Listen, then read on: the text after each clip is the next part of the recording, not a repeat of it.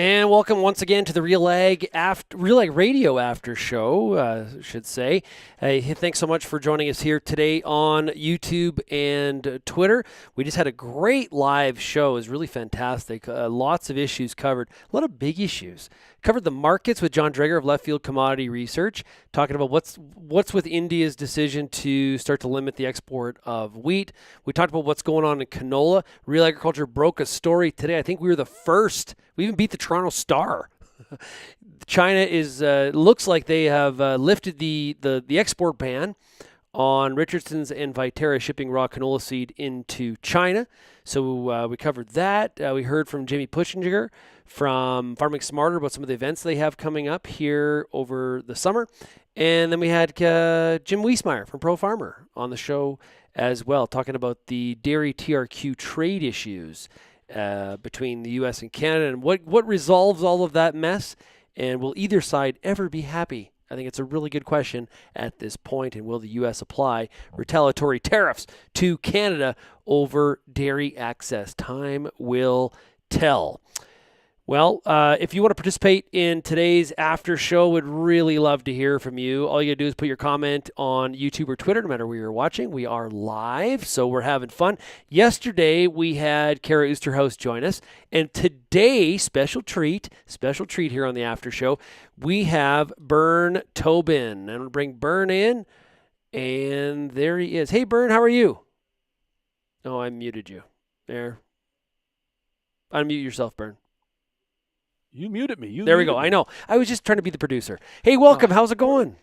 It's going good.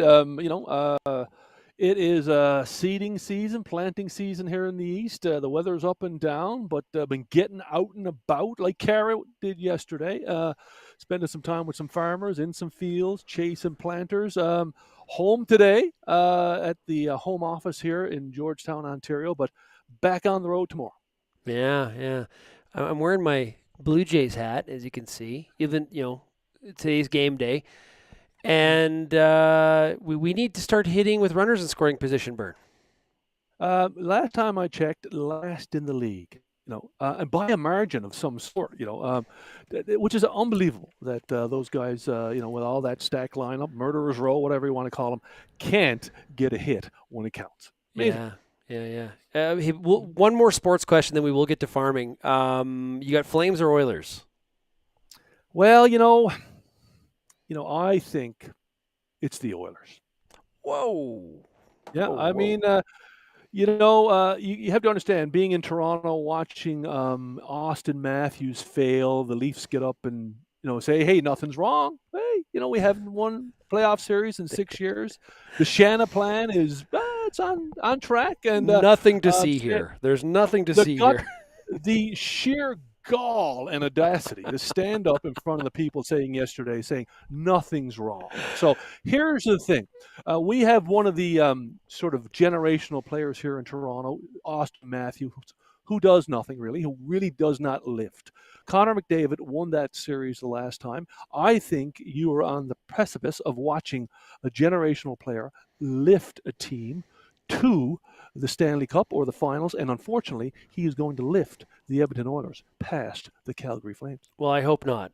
He's a great player. He's the only player for the Draisaitl's pretty good, but the Flames just have more depth. We'll see what happens. It's going to be a fantastic series no matter what. Oh, yeah. Good. Looking forward to it for sure. I'm just trying to pull your chain. I know you are. Just want to mention the answer to low supply and high prices for nitrogen is Invita, a microbe with systematic nitrogen fixation. Invita works throughout the foliage and roots, providing a right place, right time source of nitrogen to maximize yield in corn, wheat, and soybeans. Book your Invita while supplies last. Bern, let's talk about house planting going in Ontario. Going really well, Shaun. I mean, a week ago, or 10 days ago, nothing was happening. And then the heat hit, fields were coming along and guys were getting ready to grow. But the heat of last week, I was out and about, I was saying, and, 4 fields, if you're in Huron County or different places, 4 fields. One is planted, one is cultivated, the next one has a planter in it, and the next one has a cultivator in it. It was just, wall-to-wall action wherever you went. sometimes we've got in some areas got 100, 90% of this crop planted. Others, when you get into due to the heavier clays and stuff like that, people are just getting going. But overall, pretty amazing. And it really is about the heat of last week. Dale Cowan was on a call earlier in the week, and he talked about the fact that in the first 16 days of May last year, we had 111 heat units. This year had 233. And had days of 4 days of between 25 and 27 heat units, and that's July and August territory, and you got corn out of the ground in 6 days. Yeah, and which is, I was just going to say, the emergence has been quick. When you get that kind of weather, you get fit soil, you get it in, you get the heat, you've got some moisture, that corn launches out of the ground. We know this, if it comes up quickly and even, we're staying on that optimum yield curve. We've heard that from some of those high yield chasers, and things are looking pretty good. So the other thing I wanted to ask you was chilly morning. Was there some frost or something? Well, and that's the other part of the story, right? You get this out of the ground, and then you get these cold nights. And Mark Loomis on Twitter this morning, Wellington County, tweeting a video of scraping frost off windshields. So it'll dip in places and night times, but luckily I think most of the growing point on corn, obviously, and soybeans still low enough that it will make its way through in those lower areas. But as it gets further and further along, you get worried about that. But once you get a little further into the May calendar, you shouldn't have to worry too much about those cool nights, those frosty days, mornings. Yeah. Well, Ivan Rodriguez is watching. I'm not sure where Ivan is farming, but appreciate you tuning in. Way to go, Ivan. And Ken, who is a regular, frequent, he's been watching this show. He also listens to RealAg Radio. He says, we need a Canadian Jim who can speak to ag politics. He's speaking about Jim Wiesmeyer, who was the guest at the back end of the show on RealAg Radio today. Jim is one of a kind. He is. I consider Jim a pretty good friend. I've really got to know him since basically 2016 when I started doing AgriTalk, when we started RealAg Radio, and he's taught me a lot. He just knows so much. That's the part that amazes me about people like him that are able to just sort of go into the mind vault and remember the time in '84? Well, this happened. Yeah, I just love it. He's like Kelvin Hepner 20 years from now. I mean, just imagine what Kelvin. Just imagine what Kelvin's going to be in 20 or 25 years. And I'm dating Jim as being an older gentleman, but a sage guy. Just imagine Kelvin Hepner in 20 years. I like it. That is a really, really good one. I'll have to bust that on Kelvin on Friday when he's on the Real Ag Issues panel. So you are out and about right now shooting a lot of crop schools. We have a number of different schools. We've got our 5 traditional crop schools in corn, beans, wheat, pulses, and canola. But we also got a soil school now. We've got an edible bean school.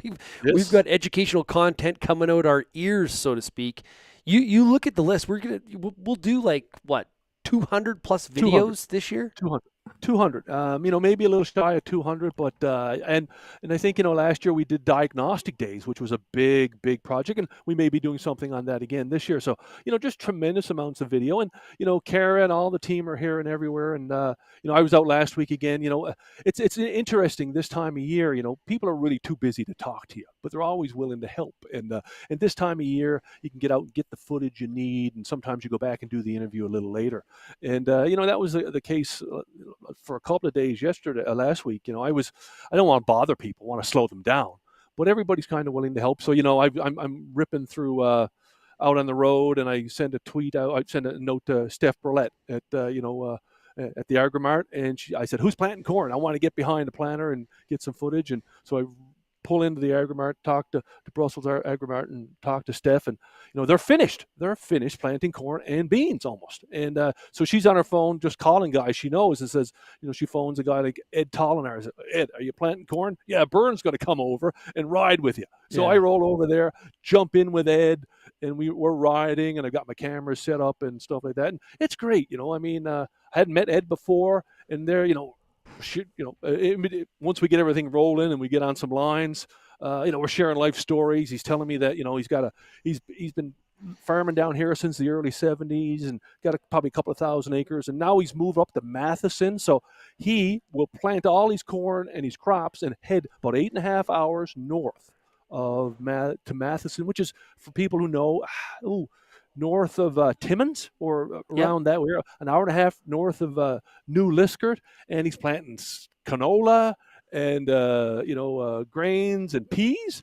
And they said, I got to get this done. It's because I got to go north and plant my next farm 8 hours away. So I thank him, hop out, set up my camera, chase him, get some dust, get some dirt, get some footage, and on to the next farm. And Steph sent me down to Brad Martin and to plant soybeans. And I'm rolling in, I phone Brad, and he's in the house. He's not feeling well. He says, Bern, it's in the field next to the house.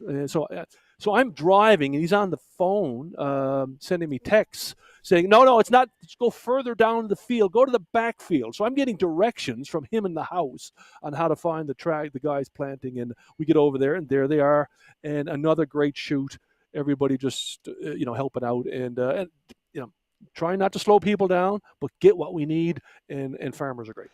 Well, one thing for sure, what we're seeing right now is the difference because there is differences across the country, but this year, I don't know, maybe it's just recency bias, but it just feels like the amount of difference in the growing conditions across the country as we do all these crop schools and educational content, it is just amazing. Like where I am, we can't buy a rain, and you go to Manitoba, it won't quit raining. And quite, Saskatchewan's in the middle in the Saskatchewan sandwich, and they've got good and bad and some pretty decent. And then you go to across Canadian Shield out east, and there was a lot of concern early, but things are really off to a good start. So there's a lot of topics to cover this year. Well, what's interesting, Shaun, is that we do the corn school, right? The corn school covers Canada. We've got the eastern side of things. We got Manitoba, Alberta, and Ontario farmers are doing what they're doing. We're talking about emergence and even emergence. And here's Kelvin Hepner talking with some people out west about how do we manage late planting in wet conditions, avoid smearing and compaction. So it's basically two different worlds, and it's a bit of a challenge, but it really does speak to the diversity that we have, and to your point, right? The weather is just so extreme, and it makes it. There's lots of interesting stories, but I just like to do a story on a normal year.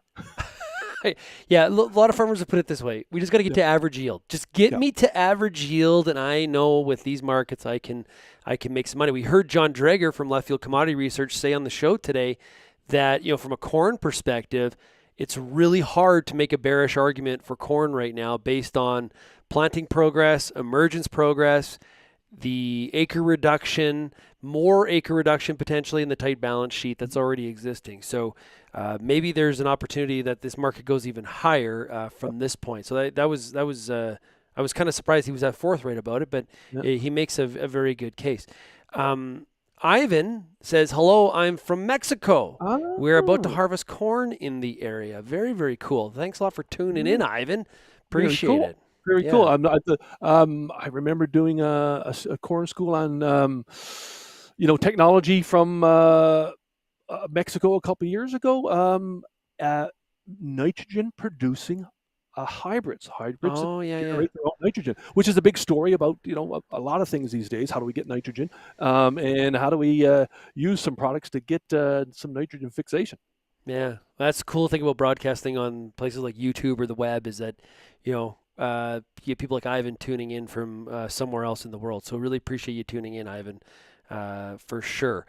The other thing I want to mention to you, Bern, a couple things on soil fertility. One, Omafra has hired a new soil fertility specialist. So once again, it showcases how fertility and soil health is much more, becoming more and more of a priority. Not to say it wasn't a priority before, but there's an intent focus on it.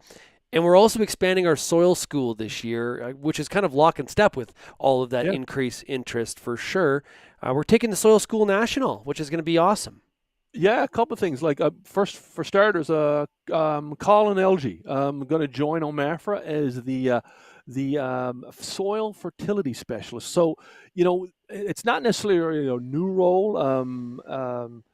Adam Hayes retired a couple of years ago. Jake Monroe, who was the soil specialist, then shifted over to cover up sort of the gap, and he's over as a soil management specialist now. And Colin comes back as a fertility specialist. So a lot of work to do there for sure. He talked about the need to focus on BMPs, 4Rs, and that type of thing, and also take a real hard look at nutrient recommendations. Where everybody's focused on nitrogen, and we're always doing more and more nitrogen work, but the P and K recommendations for a lot of crops in Ontario are 30 and 40 years old, and it's time to update those stuff. And he also talked about, hey, we're entering that new era of nutrition. Biologicals, nitrogen fixing products like Invita. I mean, obviously we've talked. I think you read it. You had to read there earlier on, and they Syngenta announced that they're going to be distributing that and selling that, and I think a lot of farmers are going to be looking to the ministry and a guy like Colin and say, hey, where does that stuff fit? How do I make it work? And where's the best place to put it? I think their own data says, they show results on 80% of the acres. So where's the best place to fit it? None of that research has really been done by some of the extension people. So that's a job for him. Yeah, very, very cool.